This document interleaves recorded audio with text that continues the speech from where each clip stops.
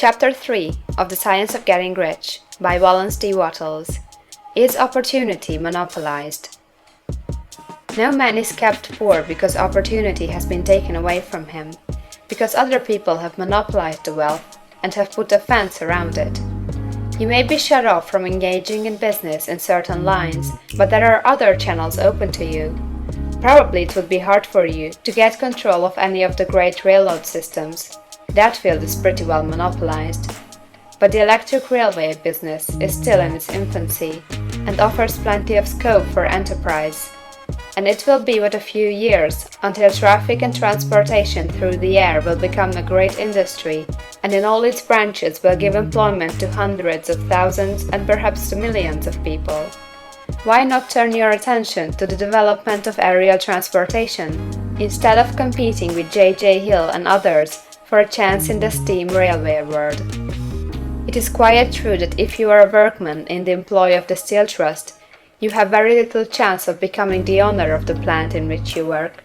But it is also true that if you will commence the act in a certain way, you can soon leave the employ of the Steel Trust. You can buy a farm of from 10 to 40 acres and engage in business as a producer of foodstuffs. There is great opportunity at this time for men who will live upon small tracts of land and cultivate the same intensively. Such men will certainly get rich. You may say that it is impossible for you to get the land, but I am going to prove to you that it is not impossible, and that you can certainly get a farm if you will go to work in a certain way. At different periods, the tide of opportunity sets in different directions, according to the needs of the whole, and the particular stage of social evolution which has been reached. At present, in America, it is setting toward agriculture and the allied industries and professions. Today, opportunity is open before the factory worker in his line.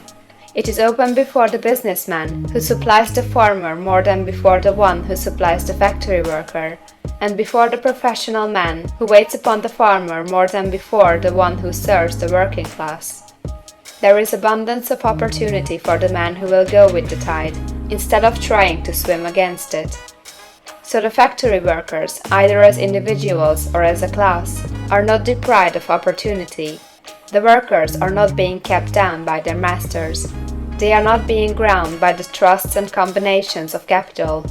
As a class, they are where they are because they do not do things in a certain way. If the workers of America chose to do so, they could follow the example of their brothers in Belgium and other countries, and establish great department stores and cooperative industries. They could elect men of their own class to office, and pass laws favoring the development of such cooperative industries, and in a few years they could take peaceable possession of the industrial field. The working class may become the master class whenever they will begin to do things in a certain way. The law of wealth is the same for them as it is for all others. This they must learn, and they will remain where they are as long as they continue to do as they do. The individual worker, however, is not held down by the ignorance or the mental slothfulness of his class. He can follow the tide of opportunity to riches, and this book will tell them how. No one is kept in poverty by a shortness in the supply of riches. There is more than enough for all. A palace as large as the Capitol at Washington might be built for every family on earth from the building material in the United States alone, and under intensive cultivation this country would produce wool, cotton, linen, and silk enough to clothe each person in the world finer than Solomon was arrayed in all his glory, together with food enough to feed them all luxuriously. The visible supply is practically inexhaustible, and the invisible supply really is inexhaustible. Everything you see on earth is made from one original substance, out of which all things proceed. New forms are constantly being made, and older ones are dissolving, but all are shapes assumed by one thing. There is no limit to the supply of formless stuff, or original substance. The universe is made out of it, but it was not all used in making the universe. The spaces in, through, and between the forms of the visible universe are permeated and filled with the original substance, with the formless stuff, with the raw material of all things. 10,000 times as much as has been made might still be made, and even then we should not have exhausted the supply of universal raw material. No man, therefore, is poor because nature is poor, or because there is not enough to go around. Nature is an inexhaustible storehouse of riches. The supply will never run short. Original substance is alive with creative energy and is constantly producing more forms. When the supply of building material is exhausted, more will be produced. When the soil is exhausted, so that foodstuffs and materials for clothing will no longer grow upon it, it will be renewed, or more soil will be made.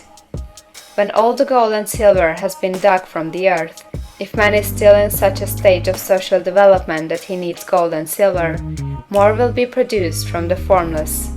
The formless stuff responds to the needs of man, it will not let him be without any good thing. This is true of man collectively. The race as a whole is always abundantly rich, and if individuals are poor, it is because they do not follow the certain way of doing things which makes the individual man rich. The formless stuff is intelligent. It is stuff which thinks. It is alive, and is always impelled toward more life. It is the natural and inherent impulse of life to seek to live more. It is the nature of intelligence to enlarge itself, and of consciousness to seek to extend its boundaries and find fuller expression. The universe of forms has been made by formless living substance, throwing itself into form in order to express itself more fully. The universe is a great living presence, always moving inherently toward more life and fuller functioning. Nature is formed for the advancement of life. Its impelling motive is the increase of life. For this cause, everything which can possibly minister to life is bountifully provided. There can be no lack unless God is to contradict himself and nullify his own works. You are not kept poor by lack in the supply of riches. It is a fact that I shall demonstrate a little farther on, that even the resources of the formless supply are at the command of the man or woman who will act and think in a certain way. End of chapter 3.